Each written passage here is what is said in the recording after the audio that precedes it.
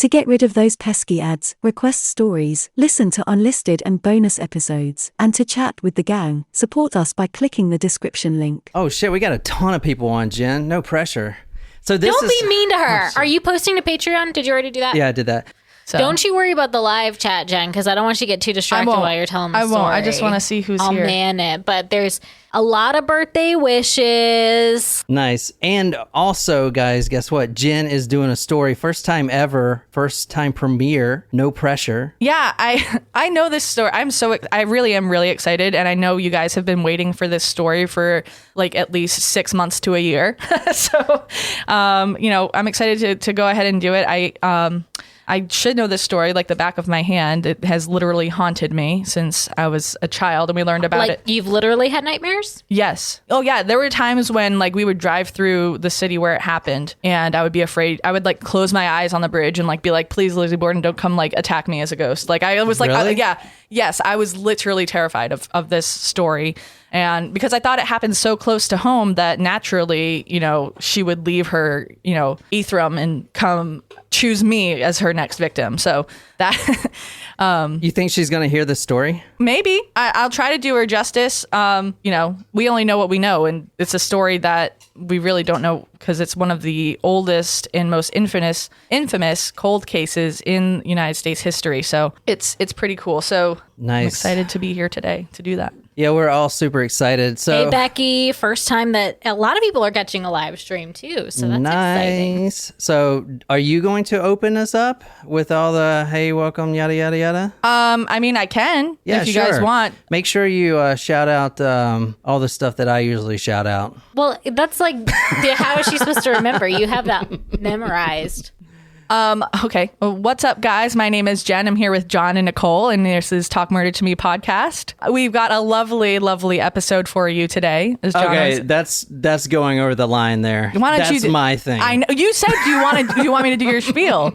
Go ahead, introduce it, John. Oh, you did a really good job. No, go ahead. Nailed it. All right. You nailed it. Jen. Talk Murder podcast. We're starting to do episodes every Monday, Wednesdays, and Fridays now, if I can get them all out in time. So put your request in. After this one, after Jen's amazing episode, I tried to go first because I don't think I can follow up on what Jen's going to deliver. But we do have another episode planned for our supporters. If you want to stick around and continue the trivia, which Nicole's going to talk about in a second, you can go to patreon.com/talkmurder. That story is going to be freaking nuts. I swear you haven't heard of this guy ever. And he's a serial killer that went on killing for 4 years. And the people in the city that he was killing in actually wrote to the government and said, what are you going to do about all these bodies? So, but we're going to cover that story next. And if you don't support us, that's totally fine. We release episodes, like I said, Monday, Wednesday, and Friday, so you can catch it there. If you like this, and check out our sister podcast, Among the Dirt and Trees. Brienne's doing a fantastic job, and I don't know, you might actually love that, because I love that one. Check this out. I've got over 100 rare crime photos here. Now, these are mostly from newspapers. Some of them, and they're pictures that newspapers wire to each other. Look, that's kind of a vintage little cop one right there. There's serial killers. There's bombers. There's wanted by the FBI, and these are all rare, and they all like have. So this one's from 1993. This is what was used in the investigation. This one right here. Like all of these are super rare. I got a big box of them, and I don't really have time to show them all. No, there's 100 of them. Yeah, there's 100 of them. But everyone that joins a Taco Supremo starting now, if you join and you support us, we'll send you one of these random ones. And some of them are really, really cool. So, and if you have a birthday and you want me to try to find one that happened on your birthday, just let me know. That might be hard. Yeah. But, and if you're an existing Supremo and you would like one, please just reach out to me and let me know. I'm just trying to take a list down, and I'll start sending them out as well. Also, other new stuff for trivia. I got a bunch of little bloody bookmarks and all kinds of stuff. And this just came in. Not actual blood. Yeah. Well, bloody bookmarks. But this just came in too. If anyone wants it, this is the Green River Killer, signed or by his wife, Penny Moorhead, or his ex-wife. Signed by her herself. And I got this in the other day. It is in very good shape. The spine has never been cracked. And this is really rare because you never see this specific book anywhere. So I definitely want to read this and give it away. But that's all I have. So we have a couple of new Patreon members that I want to welcome and shout out. Clarinet, Becky, and Carrie. Thank y'all for Thank you guys. joining us this week on the Patreon. I know Becky is on the live chat here right now. Sweet. So glad you're here. So we're carrying on our brunch drinks. We've got Bloody Marys. If you need it extra spicy, I've got more hot sauce. Hang on. Is this Here. the homicide hot sauce? No, this is the kakalaki sauce, but I'm almost out of it. I think you used the homicide one last time. I think I did, which is made in North Charleston, actually. Yeah, so you guys can go to talkmurder.com/trivia to see all the cool prizes we got. But Also, can you hand me one And of those then- shot glasses? One of the 3? Yes. Guys, check this. We came prepared today. shit, I almost dropped it, yo. I did not almost drop it. No, I said I almost dropped it. What are we looking at here? That is from the Lizzie Borden house. You're gonna bring actually something from the house and pretend like it's not gonna be, her presence isn't gonna be here. You know what? No, I'm serious. It's from the gift shop. It's It's not from the barn. It doesn't matter, It yo. will be okay. Her presence may have gotten into this. She finally may have escaped. I mean, I don't know anything about the story, but They do want John to sing the song. Who said that? They want John to sing a song? you play the bongos and I'll sing. Okay. All right. Where you and me play the bongos too. I played bongos. Play the Give me bongos. Yeah, give me the damn. You got to do the whole thing. John and I are role swapping today for this episode only. Yeah. I'm a little jealous though. No one else has ever sang the song before, on an episode. Oh, he just broke the desk. It can't be that hard. All right. Fuck, how's it go? See, not so easy. Surprise shots. We don't know what they are because they're a surprise. Good collab. Nice Right. job, guys. We're kind of already drunk too. Speak for yourself. I did take a couple of shots before this though, so I would not be as nervous. When When you guys were at the liquor store. Oh my god. Well, Jesus fuck. is the pink one mine? Yep. All right. Okay. Oh, I'm glad. All right, ready? Cheers, guys. Cheers. Happy birthday, Jen. Oh, I got cucumber. You got CF? Yeah. Oh, guys, you guys ready? We're getting it on. All right. Wait, should I just press play? How do I do this? Yep. I'm starting to get a little bit of background about the area that we kind of live in. So Juliet and I are from South Coast, Massachusetts, and this crime kind of shook the area. Like I said, it's one of the most famous or infamous cold cases in the United States. It actually happened 130 years ago last week. Oh, really? Yes. Oh, wow. So 130 years ago and 2 days ago, so on August 11th is when the main suspect was arrested. So is this is where you guys grew up? No, this is Fall River. So the crime happened in Fall River, Massachusetts, which is about 15 minutes from where I am from. It's located in southeastern Massachusetts, or as commonly known as the South Coast, in Bristol County. So Fall River was settled in 1670. This is my favorite motto of a town ever. I don't even know what Charleston's motto is, but the motto for Fall River is "We'll try." No Stop way. it. I swear. What? That is amazing. Is that accurate? Yeah. Wait, the city motto is "We'll try." Yes. What the fuck? I mean, Oh my god, that's amazing. Why would they come up with that? I don't know. Maybe it sounded better in 1620 when it was founded. I don't know. And so at first I saw it like on We'll the give quick it a go. I saw it on the quick facts, when I was Googling Fall River. Oh, and just to throw out, I'm using a variety of sources today.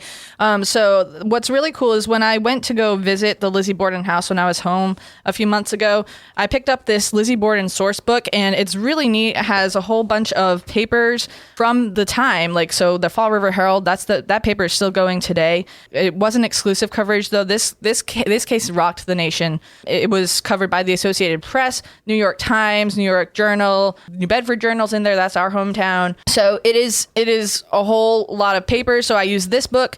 I also I watched a few videos and documentaries. So some of the information I got, Todd Grandy, he does a podcast or a video series about true crime. He's a psychologist. So I used some of the information from him.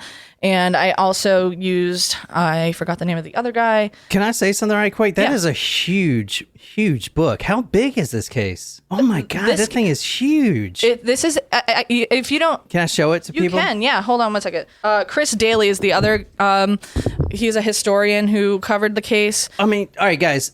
Not only is it a big book, but look how large, like tall it is. All right, where's a regular book? So that's This is a regular book, and this is the Lizzie Borden It's like book. a textbook. Yeah, Yeah. dude. I mean, check out. I know it's kind of hard to see on camera, but dude, that is a big difference. This book compared to this. Look at that. That's huge. yeah. Oh my God. So yeah, I liked that book a lot. It was really neat to. And some of the pictures I have in here are from.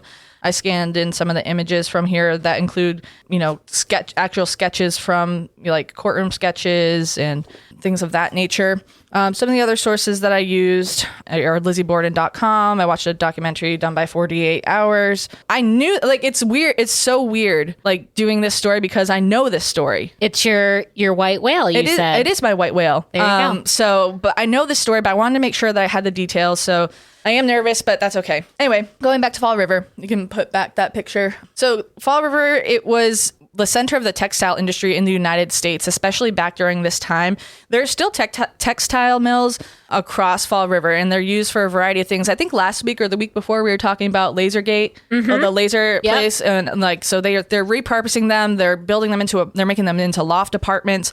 But the textile industry was huge back then, especially in the area.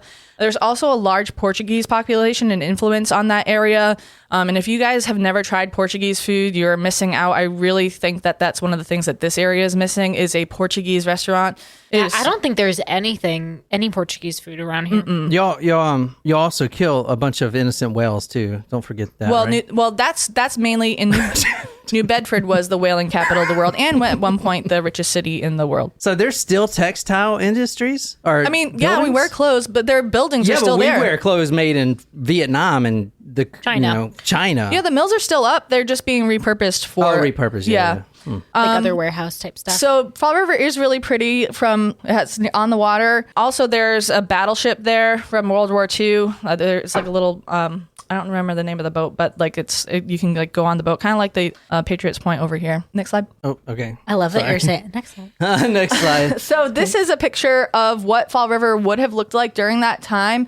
As you can see, it's kind of the turn of the century, around the turn of the century. Like I said, this crime happened in 1892. This is a picture of downtown Fall River during that time. You still have carriages, but you also have a trolley, and that trolley will come into play in the story as well. You know what does kind of I know like Charleston is an old city, but in this is one of the things that shocked me most when I moved down to South Carolina from Massachusetts was the fact that every town in Massachusetts was founded in like the 1600s pretty much. And here, like, they established a new town last year. Like, Did they really? Literally. Yeah, Nexton. Oh, Nexton's a town now? Yeah. It's not just like a little area? Nexton's is at Cane Bay. Like, Nexton is now a town. Yeah. Isn't that wild? I don't like that, but okay. Like, they're just, new things are popping up. Yeah. Like, North Mount Pleasant is now, it's considered like its own little, Area? like, it's still part of the town of Mount Pleasant, but I think eventually it will be its own town. Well, North Charleston just had its 50-year anniversary this past year. Right. 50 years. Yeah, it's crazy. Next cray. slide, please. Next slide. I love it. John's usually I don't know what to do with myself. This is so You're supposed great. to talk and interact. I don't know how. He doesn't know how to listen. I don't. Active listening skills you will learn during this episode.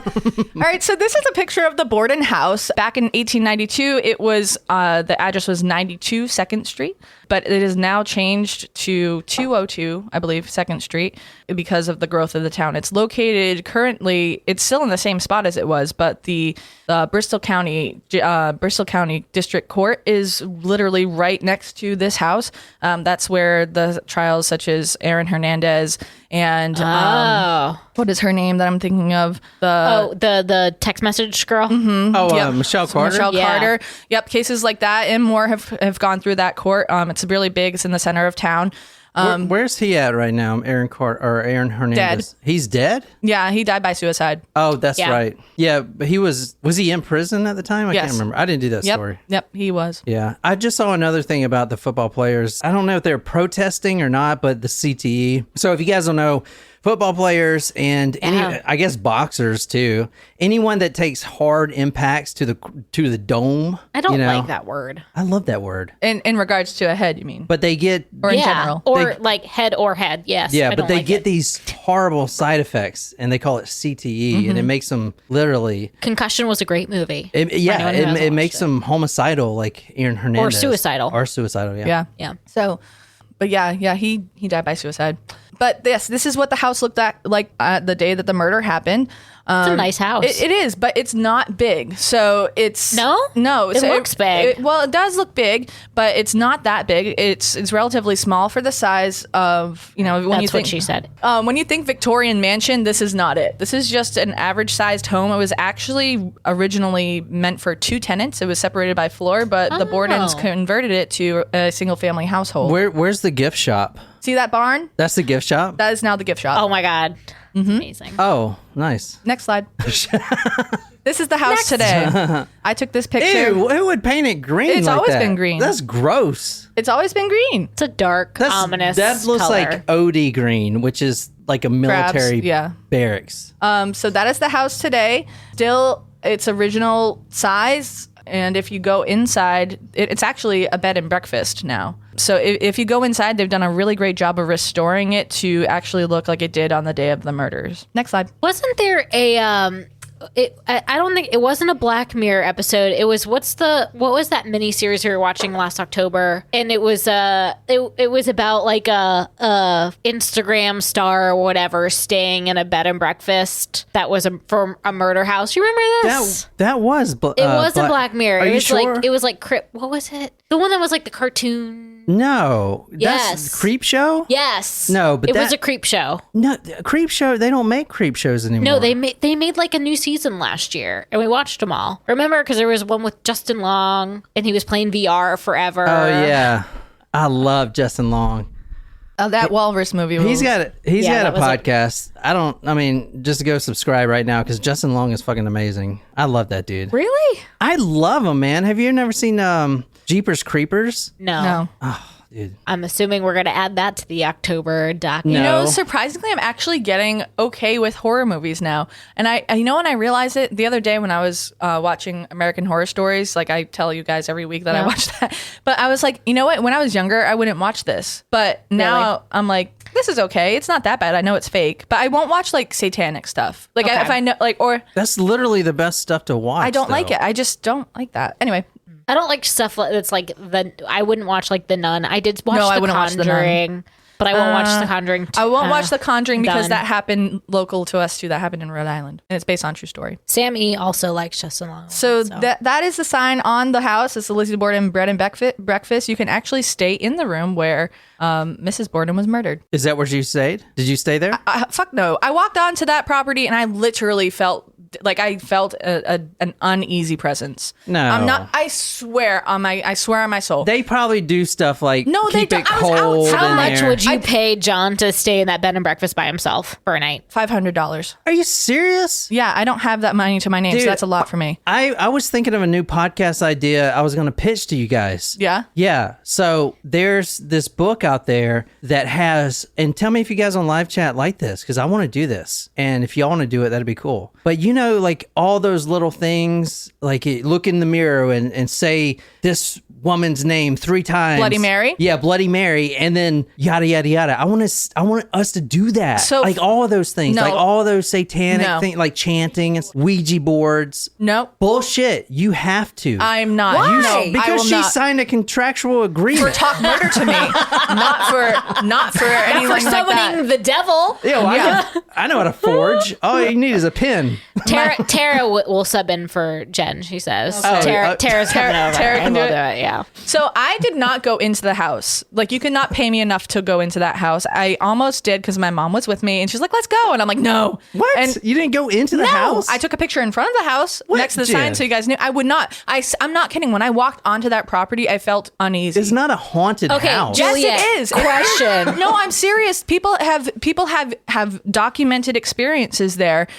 Like the woman who did the one of the documentaries, she was talking to someone who stayed there and who was in bed and no one else was in the house, and the rocking chair was in a different place when she woke up. Also, there's documentaries of people doing paranormal investigations, which I know they're like, oh, that's fake, blah, blah, blah, but like they have instances there. People, back me up if you know this story. That house is haunted. I swear, I walked onto that property and I sensed it. It is not safe there. I can explain all of that. Shut up. No. In 2 words, 3 words. Good marketing team. Question, Juliet, are you as paranoid of the spirit realm as Jen? Is what Lauren asked.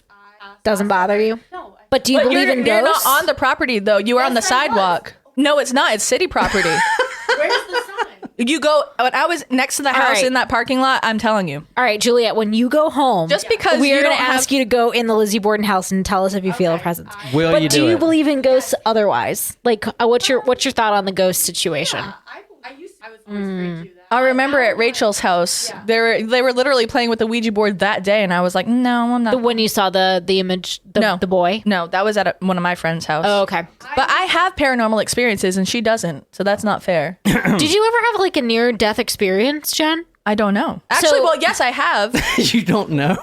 No, I have. So that is a legit question. If you ever had a near-death Like where I experience. knew that I was dead? Not the where you knew that you were dead, but like maybe you almost died. Oh, yeah, I almost died a few times. When? Well, most recently when I was driving up to Massachusetts in the on 95 and we were leaving a toll booth and a big ass truck like cut over and literally missed us by like this much. But that's not. But I didn't like disassociate. Were you ever in the hospital or something no, where you no. almost died? So I asked that because it was either my not to my knowledge grandmother? anyway, unless it happened when I was like When you were a baby or something, maybe. Yeah. I can't remember if it was my grandmother or my aunt who had. I think it must have been my grandmother. It was my grandmother. She had a near-death experience giving birth, and she almost died. And when my cousin, her grandchild, her oldest grandchild, passed away, she started to see him. Like she could see him, and then she was able to see her deceased husband as well. So your wait, who was My aunt they've gone to mediums many times. Yeah, so Matt is your brother-in-law. No, Matt's my cousin. Your cousin. So His older brother is the one who passed away when I was in high school. your cousin was telling me all about his medium experiences, and he was saying that this medium who is across the nation was telling him stuff about his own brother, his deceased brother, that only he would know. And I believe him. I don't know how this medium does it, but I don't think he would make this up. I don't know how. Like, I'm a general skeptic in terms of those things, but I actually have been to. This was like not very long after my cousin passed away. It was like all my family would do because it wasn't an accident. It was unexpected. And that was like all that they were kind of doing was like trying to get in touch with mediums and, get solace in some way, shape, or form. Well, one of my good friends that I worked with before I moved down here, she is gifted. I did a reading with her. She's like an athlete, a gifted athlete. Like No, she is like spiritually inclined. And she's actually helped to solve murder cases, like missing people and murder cases before. Wow. And she says she knows where the weapon is for this case. I will tell you though. Ooh. Oh, let me tell you something about these mediums, man. Every case we do, there's a medium involved, and 99% of the time they don't do anything but mess up the investigators' heads. I don't talk about them because they're always wrong. They're notoriously wrong. Yeah. I understand the skepticism, and especially as a Catholic, you're not supposed to believe in a cult and things like that. But my friend is actually like super Catholic, and she gives all of her like praises to God for her gifts and angel and things like that. So it's kind of cool, but it's cool when you have someone that someone who can do that stuff personally and not just like, oh, like, because I would always like I wouldn't say anything and she would already know. It's cool. I miss her. I hope you're doing okay, Nancy. If you hear this, I miss you. Anyway, There's someone on here that's mom that says, hey. Is that that's your mom? my mom. Hey, mom. Hey, mom. Your mom's on here? Yeah. Hey, mom. Oh, your mom was in the studio a couple weeks ago. Yeah, she wouldn't get on camera. No. So I understand where it comes from, maybe. Anyway. And we were talking about you earlier. I was telling them at brunch how much we enjoy your company and how much we want you to move down here to Charleston. Yeah. Your mom is literally one of the most coolest Thank you. moms I've ever met in my It's life. true. He said that not on camera. He did say that. So. And you got to say something nice about my mom because she comes into town tomorrow. Renee. Is Renee listening? We should see if she's gonna record with us next week. Is she gonna be here? No, she's leaving Wednesday. We're gonna try to get her on the live stream tomorrow when we do some reselling stuff. Oh, nice. Okay. Cool. Take it away, Jen. All right. Next slide. Oh, hold on. All right. So yeah, that's a picture of the sign. Next. All right. That's another picture of the sign. Oh, go back. So you see where it says Andrew J. Borden House. It was built in 1845. You can see people in the parking lot. Wait, so who owns this house now? I don't know the name of the person, but they run the bed and breakfast. But they're not related to the Bordens? Because she pretty much destroyed that whole family line, didn't she? I don't know. No, I mean, the Bordens, and I'm going to go into it in a little bit, but they were actually a very, very prominent family in Fall River. They're considered to be one of the founding families of the town. Mm-hmm. Oh, sweet. The town where they'll try. We'll try. We'll try. That's my personal motto now. We'll try. Especially during scheduling season at school. We'll try. We'll try. Just don't expect too much. I literally have a welcome mat that says welcome, just don't expect much.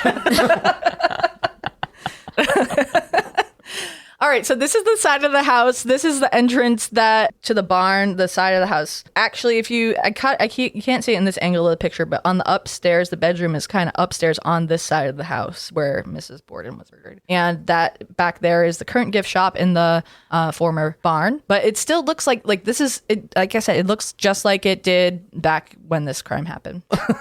John's like, what do I do with myself? This is the floor plan of the house. So if you're looking at the screen at the bottom, this is the top picture. At the bottom of the picture is 2nd Street. So this is the house facing forward. Okay. So the front entrance where we saw the sign where it says Andrew Borden House, that's that room. The parlor is next to it. You go in the sitting room where one of the murders happened, then the bedroom, the kitchen, and then that top left-hand corner is the side door. That's that side view that you just saw. That was the side back entrance. So she didn't murder everybody in the same room? No. The bottom of the house is the upstairs floor. You can see that the bedrooms are mainly up there. There's actually a 3rd floor as well, but that doesn't come into play in the murder. The front, like I said, see the bottom of the screen, that's the front upstairs bedroom. And that's where the crime took place. All right, so some key players. This is Andrew Borden. He was the patriarch of this specific branch of the Borden family. Down with the patriarchy. Yeah. So he looks all right to me. Yeah. We'd probably have a cigar and watch the women and some clean. brandy. Watch the women clean and frolic. I don't think that's exactly how it goes, but And we'll talk about our investments. Well, he actually was. That's how he made a lot of his money. So, so the Borden family, like I said, they were kind of one of the founding families of Fall River. Andrew Borden, even though the Bordens were like really, well known and wealthy, his father actually wasn't he didn't go into that. He was a fishmonger. He sold fish. So Andrew, was he whaling? No. Okay. So Andrew actually played it like Drake and started from the bottom. Now we're here. And so He worked his way up. He was a carpenter. He was a casket maker. Then he started to get into real estate investing, and he actually became the vice president of a couple of banks. The Union Bank was one of those banks, and he was self-made. His net worth when he died was somewhere around $500,000, which in today's terms is like over $10 million. So he was a wealthy man. Can I say something about him? Yeah. I feel like he is purposely frowning in this photo. Yeah, they don't smile. Yeah, but usually, smiling's like this. Isn't this the type He's of like this. camera though that need to pose for a long time before the camera? Oh yeah, so he's like, fuck. Well, I feel like I've been sitting here for a half an hour. You know, Yeah, they do have to sit there for a while. right? Yeah. yeah, that's And they're probably like- why. But you know what's interesting though? On TikTok lately, I've started following an account that restores old film, like from the early 1900s, late 1800s, and they colorize it and they restore it. And so one of the films, they were like, oh, people actually had fun back then. They weren't so serious as they look in their pictures. But back then, you don't really like smile for a posed picture. Even if you think about presidential portraits, it's not like George Washington is sitting there showing his wooden teeth. You know, No, he's keeping that smile on the DL. So one thing about Andrew Borden, even though he was self-made and was extremely wealthy, he was very, very frugal. So the house the Borden house that he had restored, like I said, he could have afforded anything. He could have afforded a huge Victorian mansion, but he lived in a single family home. He had it restored, but he did not include indoor plumbing or electricity. Even though it was available then. It was available then, and he definitely could have afforded it. And he just was like, no, I don't need to spend my money on that. So he That was available back then, and my grandpa just got it like in the 50s. What did he say? He was like, I remember when they had the current. I remember when they hooked up the current. I was like, what? What current? The current. The current? And this guy could have it at power. 130 years ago? Holy shit, my family. Way out in the fucking farm, yo.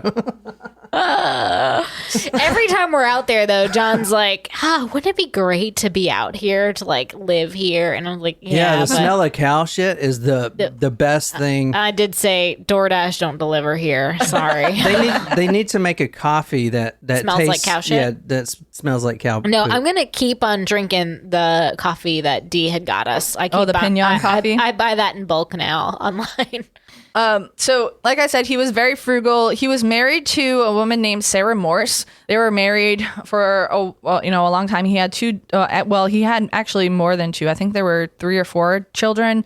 However, the other children passed away when they were very young. So his surviving children were Emma and Lizzie. So Emma is 10 years older than Lizzie. Lizzie was the youngest daughter. If you go to the next picture slide, that's Abby Durfee Borden. She's hot. She married Andrew in 1864, a couple years after the death of his first wife. So Sarah Morse died when Lizzie was 2 years old, and Andrew married Abby when she was about 4. And so Abby was there for the majority of Lizzie's life. Did she not know that the camera was in front of her? I mean, she's like looking away from the camera. Mm-hmm. I feel like that's weird. It's like, Miss, can you like look at this? Yeah, I guess that was kind of more the style back then. Okay.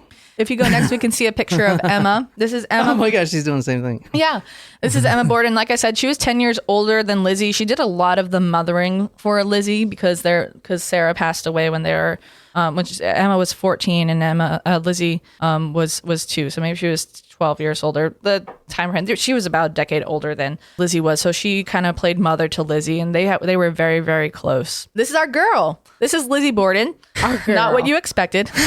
She's got great eyes. I wonder what color they were. They're blue. Red. And when I was 7, I thought so, like for sure.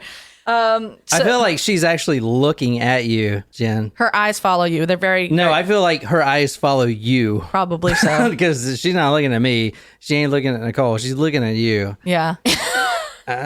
She knows what's going on. She does. Man. I'm trying I to don't do want her here in the studio. I'm telling you right. that. So like I said, she was the youngest daughter of Andrew and Sarah.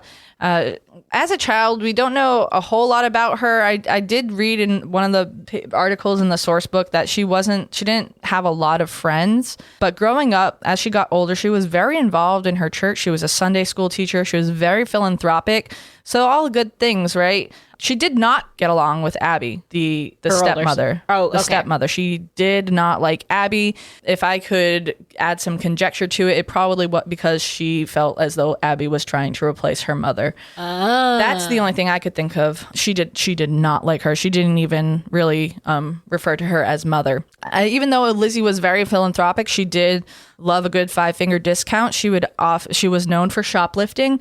And Andrew actually had to deal with a lot of the storekeepers in the time to say, hey, like, I'm going to, if Lizzie ever takes anything, like, just let me know and I'll pay you for it, because she is a little bit of a kleptomaniac. So that's some of the characteristics about her. Yeah, we all go through that phase, Klepto. Yeah. Yeah, like last year, it was freaking bad, man. What were you stealing? So that's the Borden family. That was the nuclear family. It involved the 4 people. There were a couple other people that were key in this case.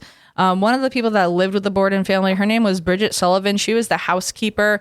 She was with them for a couple of years at the time of the murder. Her name was Bridget, but Emma and Lizzie actually always refer to her as Maggie because that was the name of the previous housekeeper. Bridget was from Ireland, and she was living with the Bordens at the time. She was a live-in housekeeper. Okay. Another key player is John Morse. He was the brother of Lizzie's mother, so Lizzie and Emma's uncle. Okay. He visited the Bordens the night before the murder, and he was living out in Iowa, actually, and he came back to visit and moved back east. And so he visits the Bordens the night before the murder. So he's kind of a key player in this story as well. So we're going to August 4th of 1894, and this is the day that the crimes happened. It was started off as a normal day. This guy has an umbrella hat. Well, don't go to that slide yet. Oh, shit. I thought you told me to go to the slide. No. Okay. Active listening, John. So it started off like any other day back then for the Borden family. Bridget got up early to prepare breakfast for everyone. But because Andrew was so frugal, they had been eating the same mutton and broth for the past like 5 days. And because there was no electricity, they didn't have refrigeration. So this was like old mutton. Ew. Yeah. But that's what he wanted for breakfast. He said, she asked him, what do you want for breakfast? He said, just use the mutton and broth that we have. That's what we're going to eat. The family had been sick in the past couple of days, and it probably was because there wasn't any refrigeration and they were eating like mutton, which I think is lamb, isn't it? Can someone confirm that? Yes. Like It's like sheep? Mutton yeah, chops. yeah. No, it is sheep lamb. Yeah. Like parts. Yeah. It's like haggis. You know what haggis is? It's like goat that is boiled inside of its own stomach. It's like the Irish eat that shit. Scottish. No thanks. It's Scottish. Yeah, it's Whatever. Scottish. It's not whatever. The drunkards eat it. Thank you. I'm going to say That's better. thanks, but no thanks. So Flesh of lamb, Tara says. thank you, Tara. Like I said, so they had been like getting sick, and actually the night before, Lizzie was with a friend, so she actually never saw John Morse when he came to visit. She was out that night. She went to go see her friend Alice Russell, and she was confiding in her. She's like, you know what? Sometimes I get really concerned. Like, my father has so many enemies, and I'm just afraid that something bad is going to happen to him. And they had been feeling really sick, and she's like, I think someone poisoned us. So a few of them were experiencing some food poisoning.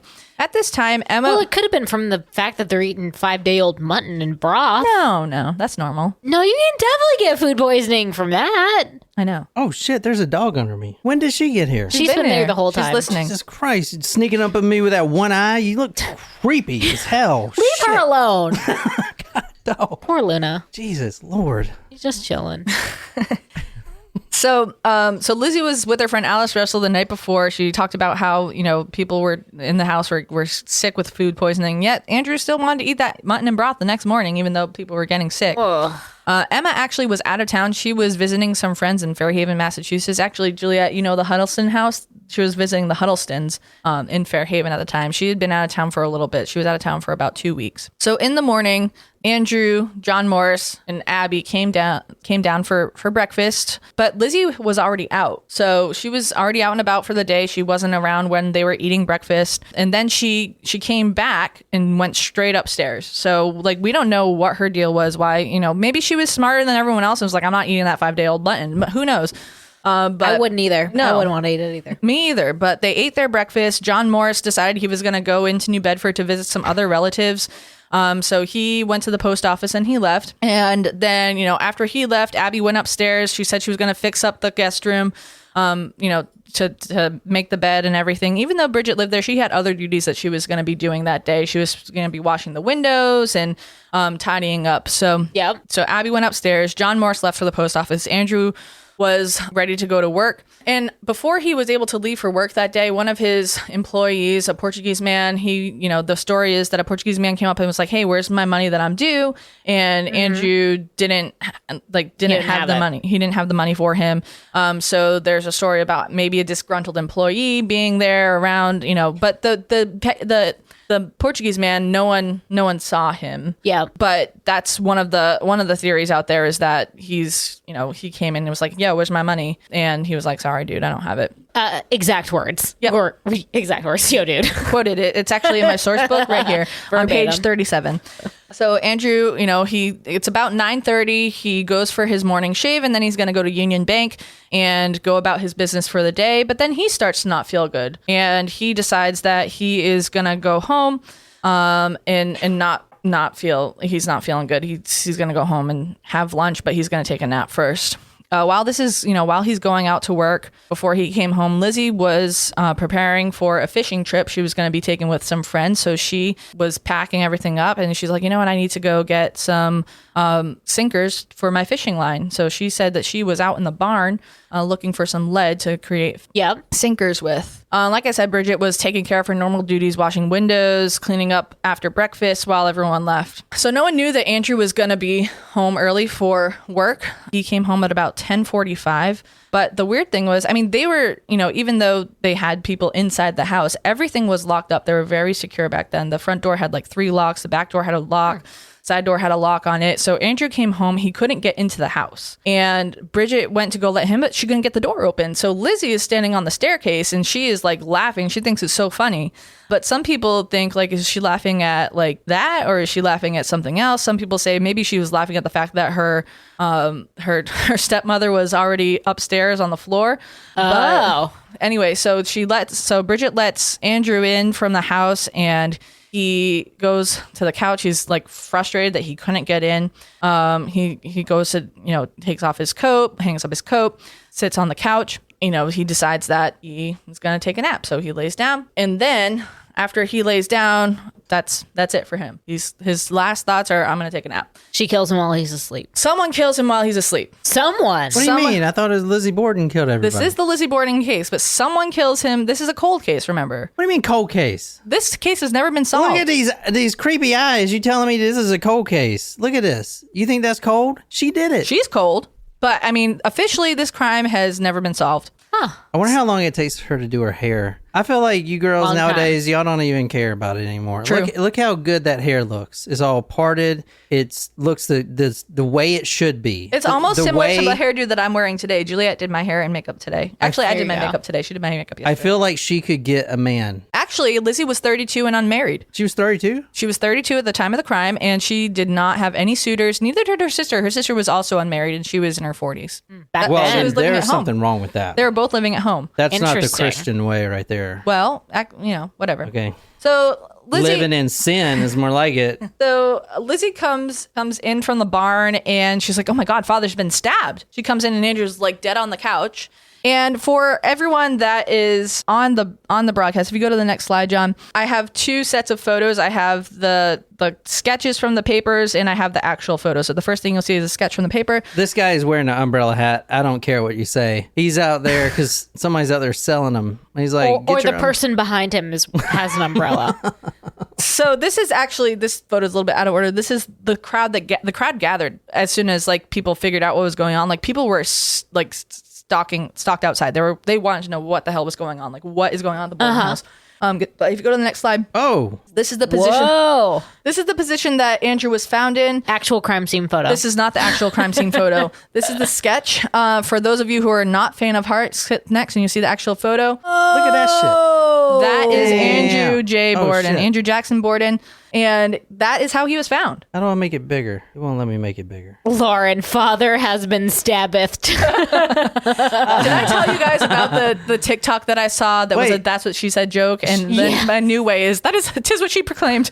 That's my new way I of do saying love that. She stabbed him in the face with an axe? So the supposed murder weapon was either an axe or a hatchet. Yep. Or it could have been a suicide. So I don't know if you guys know the childhood rhyme. Lizzie Borden took an axe, gave her mother 40 whacks. When she saw what she had done, she gave her father 41. So that's a childhood chant that they would chant on the playgrounds, and it's actually Only where Jen grew up, apparently. well, no, I think people have heard of that. It's but popular. I chose to recite it because if you Google Lizzie Borden rhyme, it's gonna play you like one with like creepy kids singing and creepy music. I'll bet you. Wait, is that couch still there? Not that actual couch, but inside there is a replica. I would freaking sleep on that couch. You can't in the sleep on the same couch. position No, as roped him. off. Nope. You can't sleep on the couch, but you can stay in the murder rooms. Mom says, "Happy birthday, Jen. Love you all." Oh, thanks, Mom. What about me?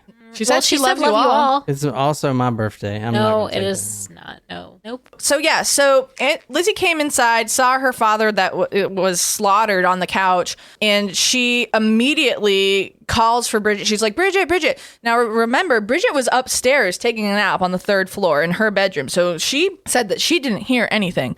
So Lizzie's saying she found him like this. Correct. Okay. Lizzie came in from the barn. She was looking for lead for sinkers for her fishing trip. She said she came in. She's like, holy fuck! Like what is going on? Father's been stabbed. So she's like, help! Called for Bridget to go get one of the doctors. Now, a few of the doctors actually lived on the same street as Lizzie and the Borden family. So she calls, go get Dr. Bowen. He was actually on a house call, so they had to wait for the doctor to come in. Called for Alice Russell, who was the friend that she was with the night before, to try to figure out what's going on. Mrs. Churchill was also a neighbor. She kind of saw what was going on, and she came over to the Borden house and saw Andrew on the couch and was like, what is going on? And she's like, well, where's Mrs. Borden? Where's Abby? Lizzie said, well, she actually got a note from a friend who was sick, a note to go visit the friend. And so she's not here. She went out. So they're in the room. They're waiting for the doctor to get here, and they hear a door. And Lizzie said, oh my gosh, that must be Mrs. Borden. That must be Abby. And they went, and she wasn't there. So Bridget and Mrs. Churchill went upstairs to go find Abby, who had just come in, apparently. But no, she was actually already dead on the floor in the bedroom. If you go to the next slide, John, you'll see a sketch of the... I'm gonna frame that. That's cool. It's a cool picture. So this is a sketch of how they found Mrs. Borden. Okay. Now, again, faint of heart. We're going to the actual photo. Ooh. I'm glad that there are actual crime scene photos for this. I did not think there was. These are actually some of the first crime scene photos that were used in the case. Wow. So, when you think about, true crime and crime scene photos, like this is kind of where it stemmed from, because photography was somewhat new, especially you wouldn't expect to use it for a crime scene, but these are some of the first ones. Oh shit, you can see the camera used. Yeah, in the mirror. Wow. That's a bad cameraman. He should have...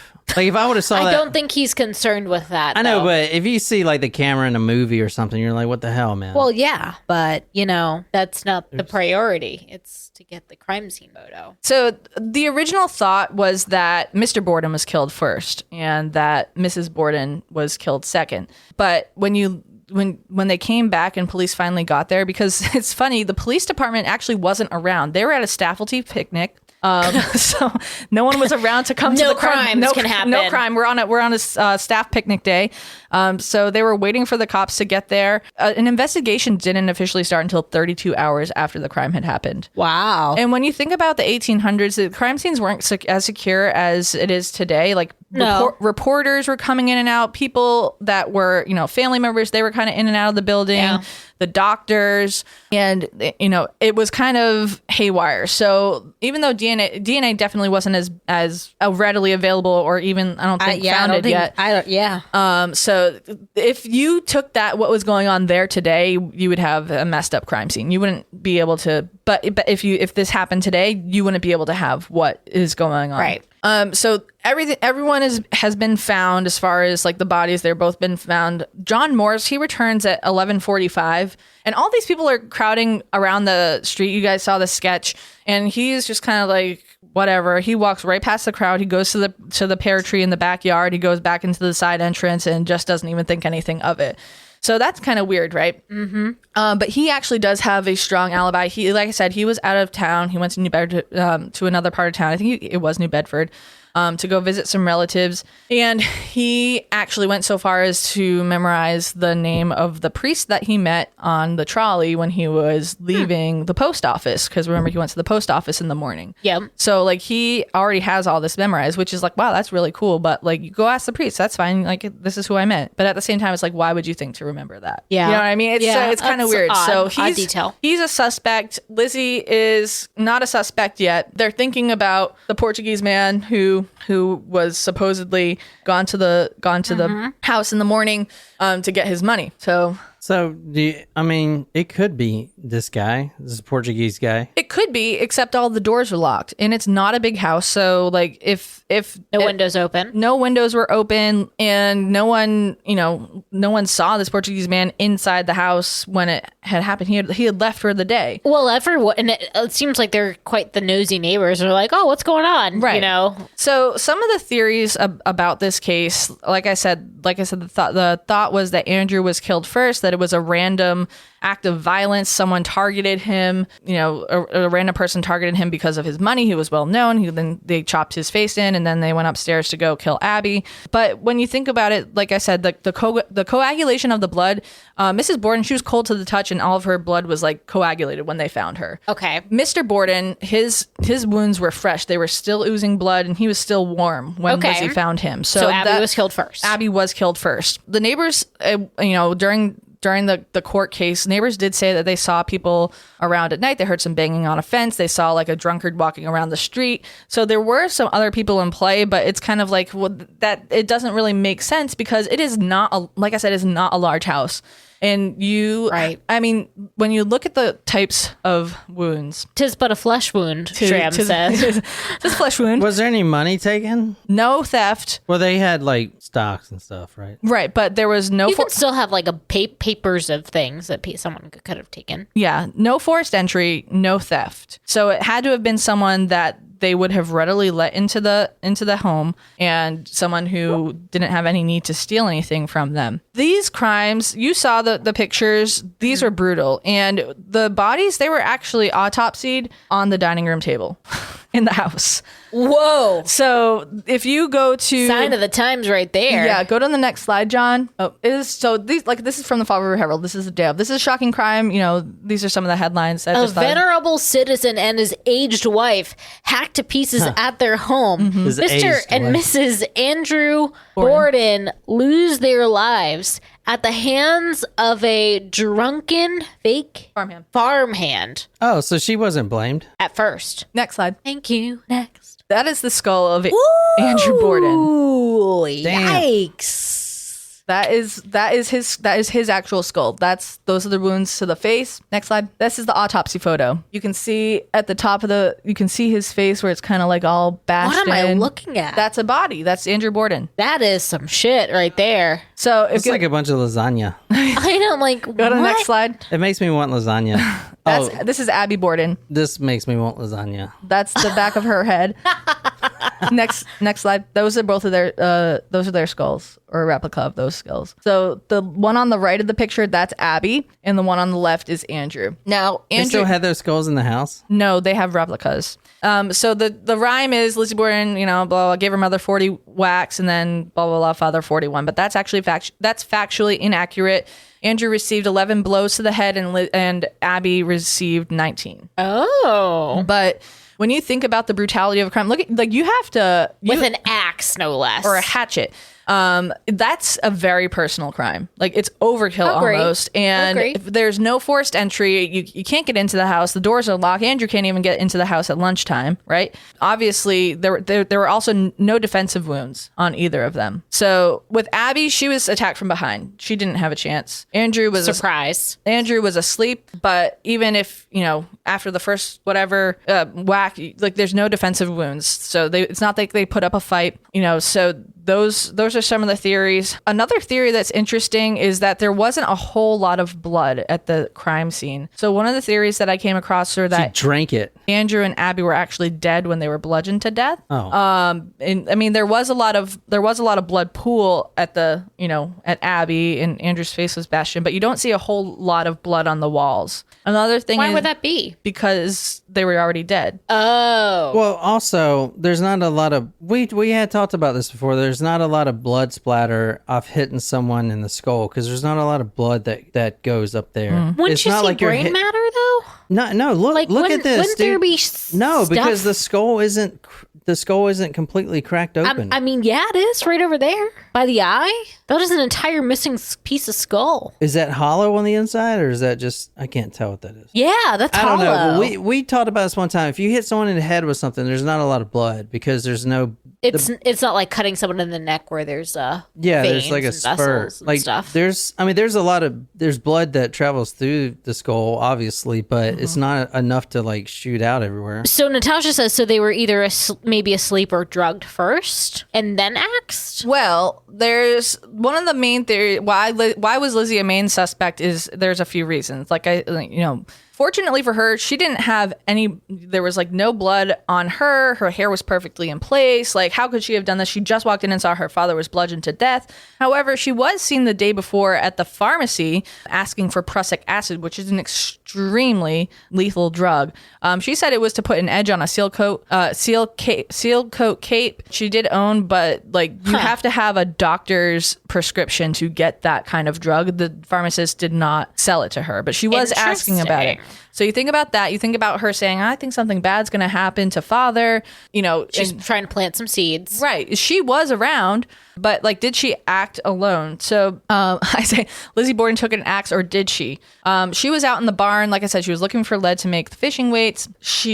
But one of the things in her stories was she went upstairs in the barn to look. Even though there was a pail of lead right by the front door, she didn't look at that. She said she went upstairs in the barn. When those bodies were on the table being autopsied, she's been reported to remain calm and not be moved by any of what's going on. Mm-hmm. When the police did finally get there, they ransacked the house. They did find a dress. It was a teeny tiny iota of blood. It was 1/16 of an inch of blood. They found that. And then in the basement, they found a hatchet that had with the handle broken off that was in a fireplace in the basement. And they also found a rag of bloodied rags.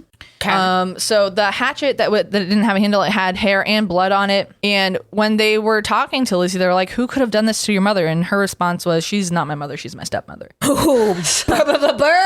So the mayor actually came to talk to her, and she was like, am I a suspect? Like, if I'm a suspect, take me away, is what she said to him. So that's kind of... Maybe she felt like she was untouchable because she was a woman at the time. Probably, and she was from a prominent family. Another interesting point is that Abby was murdered first. So what does that mean for Lizzie? It means that she would have a larger inheritance, because if she murdered Andrew first, legally, the family of Abby would get some of his inheritance money. But she killed Abby first, so she and her sister would be entitled to any inheritance money from killing the father.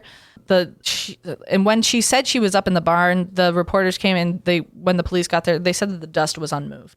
Contrary to that, though, when there was a reporter that went up to the barn and walked around, and then the police went in up after the reporter, and they said that was unmoved too. So that may or may not be relevant. Another thing that points to Lizzie is that she said that Mrs. Borden was summoned by a friend who was ill, so she was out of the house that day, but no one ever found the note in the house. There was no note, and no friend ever came forward to say, hey, yeah, I called Mrs. Borden. She was supposed to be coming to me.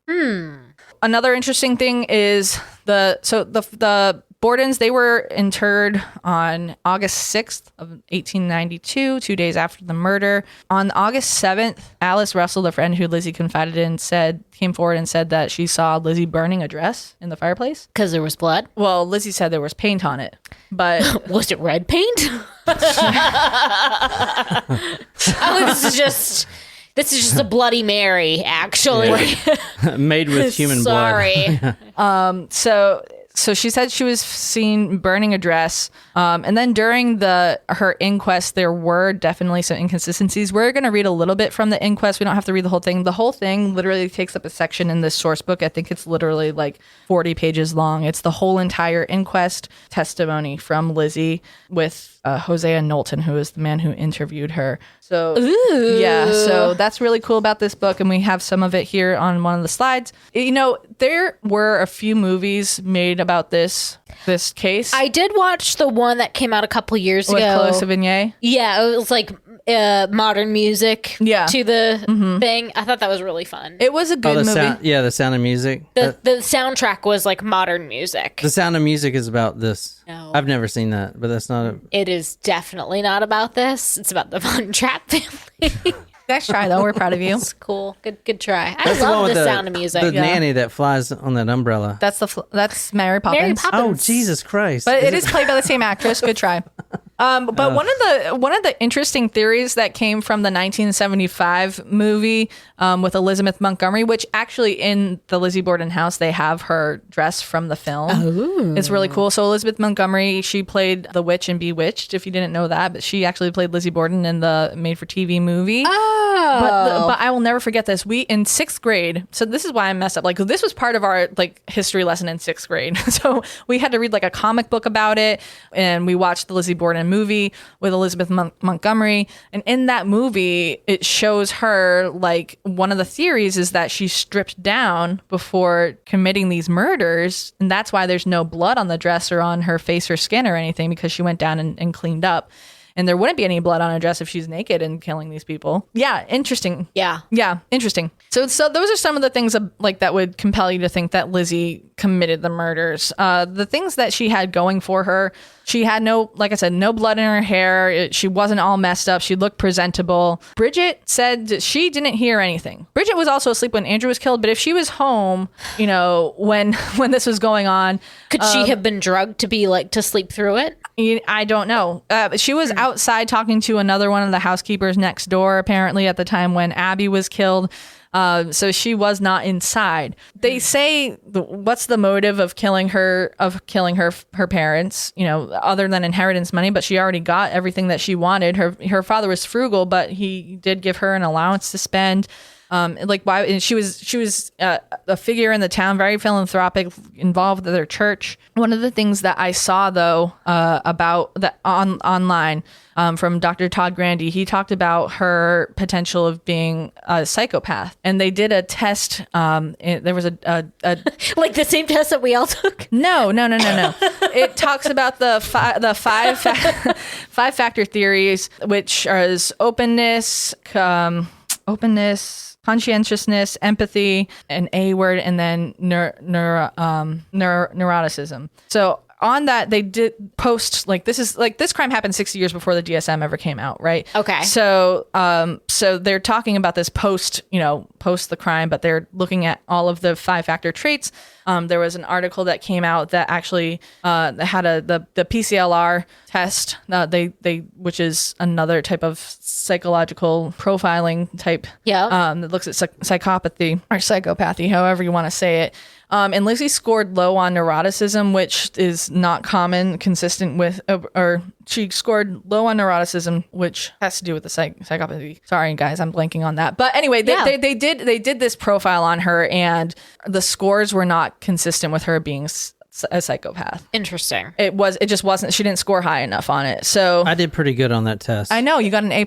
Yeah. Mm-hmm. Yeah, that's where high score is not a good thing. But and also, I am not a complete psychopath. I only scored 35 out of 45 or whatever, or 38. But here's the thing. So when we first took this test, we each took it. Jen obviously had the lowest score. Obviously, lowest psychopath in the room. I had a little bit higher. John was a little bit higher, but we find out a year later he lied about his score. Because he thought it was too high. Now that's the sign of a fucking sociopath. It was fucking high. But y'all didn't take it right. Psychopaths, I don't know. I mean, it's the way to live. I mean, dudes, this is survival, man. You know what I'm saying? It's a dog-eat-dog world. Yeah. Yo. Okay. You know, when I was younger, I thought it was that I didn't realize it was a dog-eat-dog world. I thought it was doggy-dog world. Like doggy, dog. Doggy dog. That was like, what was that word that you were? Cyborg. Cyborg. Sideboard equals sideboard. Yes. All right, so I want to take a second to talk about her inquest interview really quick. She was interviewed by Hosea Knowlton. She did give a lot of inconsistent answers during this. And honestly, when I was reading the testimony, she was a salty bitch. Like, she was so sarcastic during this interview. And like, I was like, man, you are not doing yourself any favors. So if you go to the slides, John, I have some of the testimony in there if we can read some of it. How long was your father gone? I don't know that. Where were you when he returned? I was down in the kitchen. What doing? Reading an old magazine that had been left in the cupboard, an old Harper's magazine. Had you gone through ironing? No, sir. Had you stopped ironing? Stop for the flats. Were you waiting for them to be hot? Yes, sir. Was there a fire in the stove? Yes, sir. When your father went away, were you ironing then? I had not commenced, but I was getting the little ironing board on the flannel. Are you sure you were in the kitchen when your father returned? I'm not sure whether I was there or in the dining room. Did you go back to your room before your father returned? I think I did carry up some clean clothes. Did you stay there? No, sir. Did you spend any time up the front stairs before your father returned? No, sir. Or after he returned? No, sir. I did stay in my room long enough when I was up to sew a little piece of tape on a garment. What was that the time when your father came home? He came home after I came downstairs. You were not upstairs when he came home? I was not upstairs when he came home. No, sir. Yeah, this is salty. Yeah, man. What was Maggie doing when your father came home? I don't know whether she was there or whether she had gone upstairs. I can't remember. Who let your father in? I think he came to the front door and rang the bell, and I think Maggie let him in and said that he had forgotten his key. So I think she must have been downstairs. His key would have done him no good if the locks were left as you left them? But they were always unbolted in the morning. Who unbolted them that morning? I don't think they'd been unbolted. Maggie can tell you. If he had not forgotten his key, it would have been no good. No, he had his key and could not get in. I understood Maggie to say he said he had forgotten his key. You did not hear him say anything about it? I heard his voice. I don't know what he said. I understood you to say he had forgotten his key. No, it was Maggie said he had forgotten his key. Where was Maggie when the bell rang? I don't know, sir. Where were you when the bell rang? I think in my room upstairs. Then you were upstairs when your father came home. I don't know, sure, but I think so. What were you doing? As I say, I took up these clean clothes and stopped and basted a little piece of tape on a garment. Then you were upstairs when your father came to the house upon his return. No, you missed him.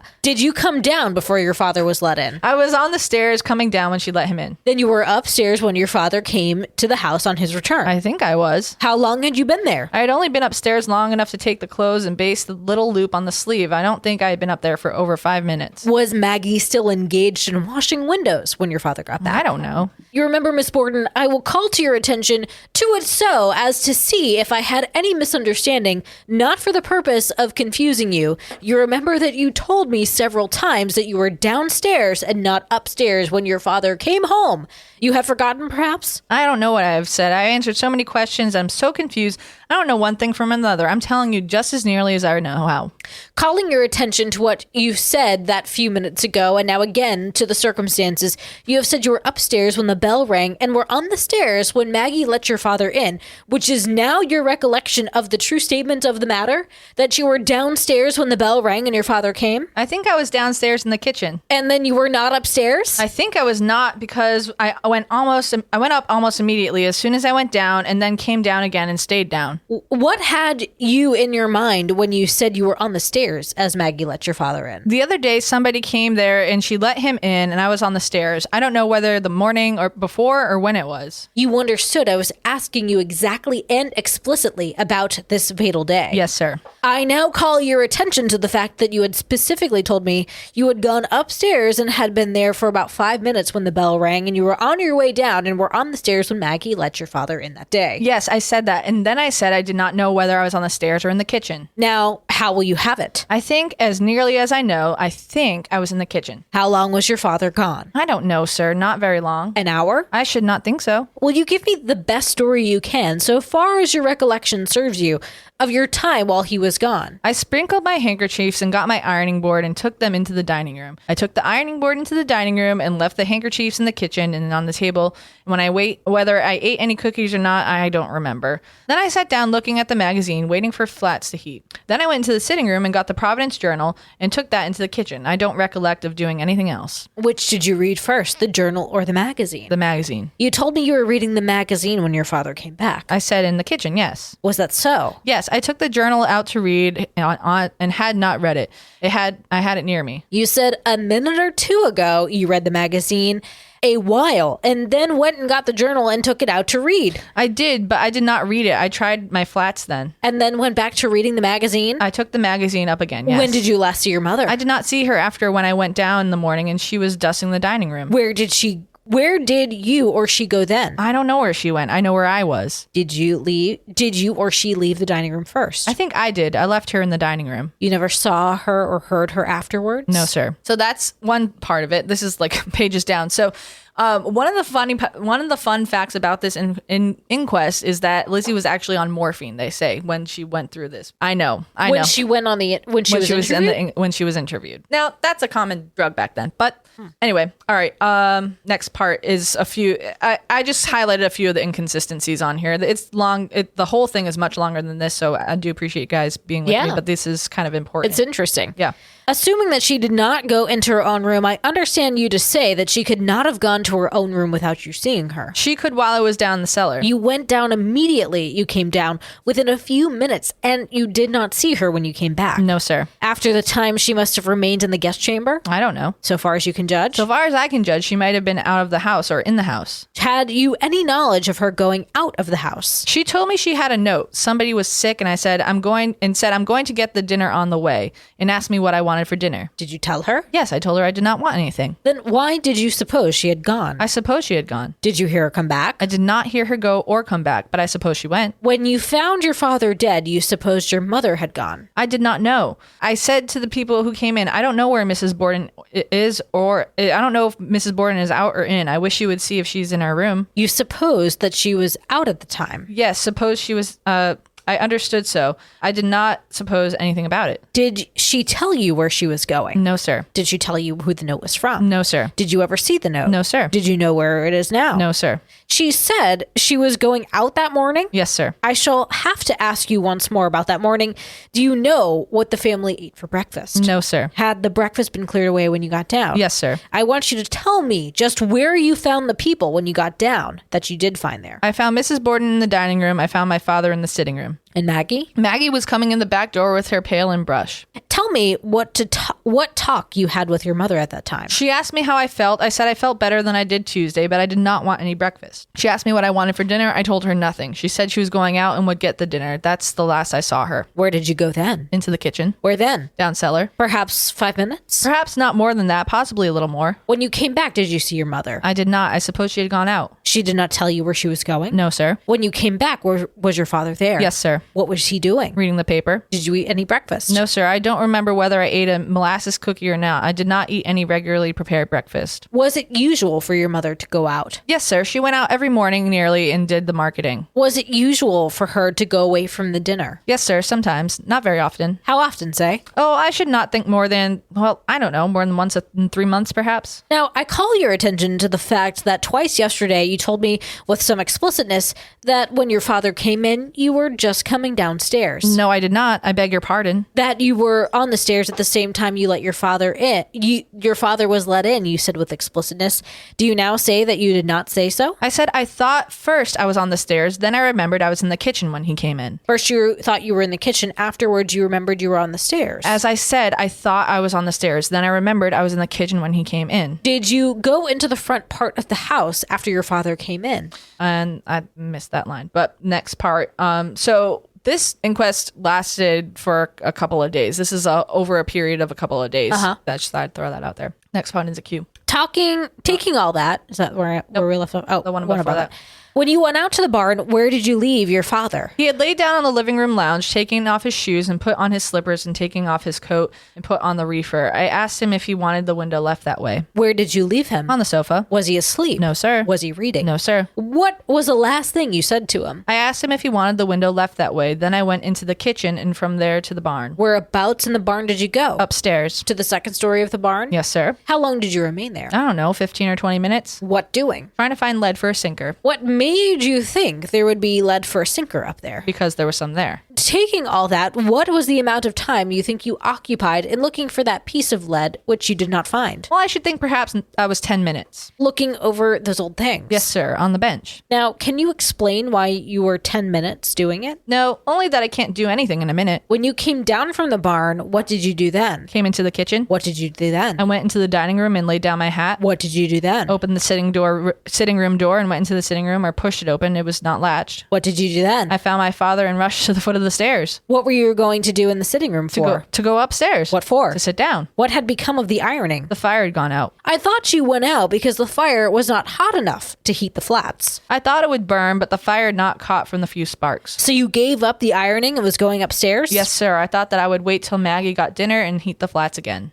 Was there any effort made by the witness to notify Mrs. Borden of the fact that Mr. Borden was found? That was the judge. Yep. And then the attorney is saying, did you make any effort to notify Mrs. Borden of your father being killed? No, sir. When I found him, I rushed right to the foot of the stairs for Maggie. I suppose Mrs. Borden was out. I did not think anything about her at the time. I was so... At the time, did you say anything about her to anybody? No, sir. To the effect that she was out? I told father when he came in. After your father was killed? No, sir. Did you say that you thought she was upstairs? No, sir. Did you ask them to look upstairs? No, sir. Did you suggest to anybody to search upstairs? I said I don't know where Mrs. Borden is. That's all I said. You did not suggest that any search be made of her? No, sir. Did you not make any yourself? No, sir. I want you to give me all that you did by way of word or deed to see whether your mother was dead or not when you found your father was dead. I did not do anything except what I said to Mrs. Churchill. I said to her, I don't know where Mrs. Borden is. I think she's out, but I wish you would look. Did you ask her to look? I said that to Mrs. Churchill Where did you intend for her to look? in Mrs. Borden's room. Hot diggity dog. That is quite the back and forth. Yeah, and she's snarky, right? Like I didn't read that. Like I didn't read into that one way or not. Like she was annoyed that she was there. Oh yeah. She's like, why are you wasting my time with this asshole? But at the same time, you literally, this isn't like you interviewed and then 3 weeks ago you came back. It's over like a period of consecutive days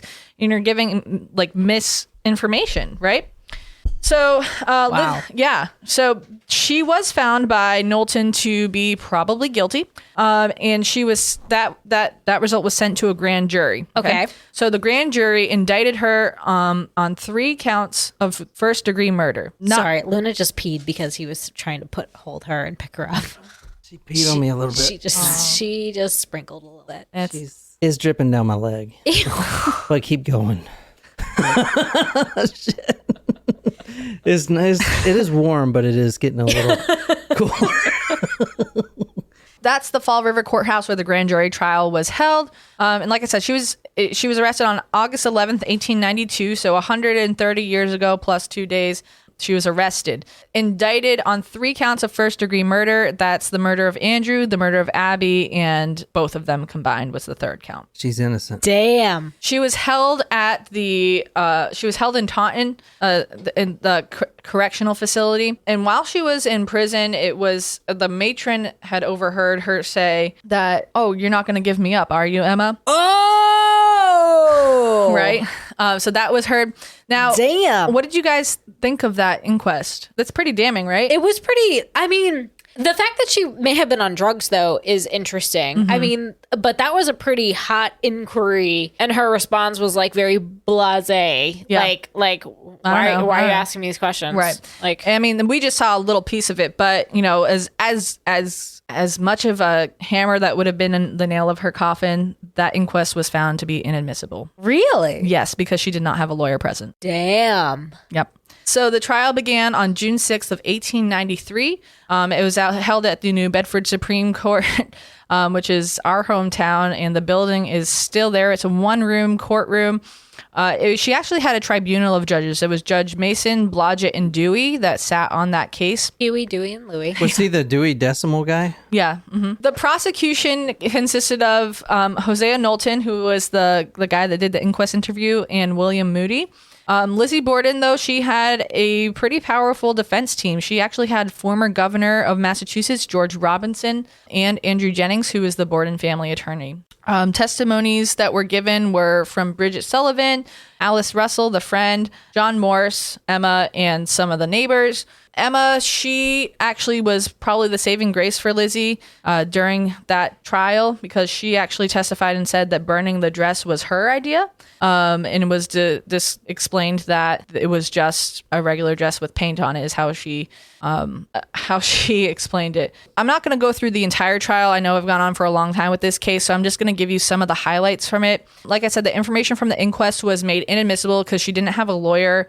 And actually, the skulls of Andrew and Abby, the actual skulls, were brought into the courtroom by the prosecution on the first day of the trial.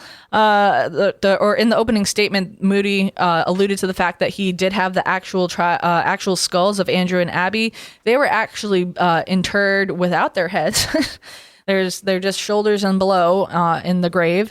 And he said that he had the skulls. He brought them in, and Lizzie fainted when she saw those skulls. Was it? Yeah, pretty much. They used to have fainting chairs, fainting sofas. That's what they call them. Yeah. So women could do that. Ooh.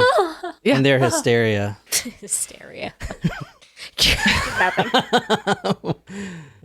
Oh man. So yes, they did bring in the skulls. Now, blood splatter evidence led experts to believe that the killer was right-handed because of the way that the angles of the bludgeoning of the wounds were. They also said that the hatchet that was found, that was believed to be the murder weapon, was not the murder weapon. It had no blood on it. The blood that was on it was cow blood, and it was cow hair that was on it.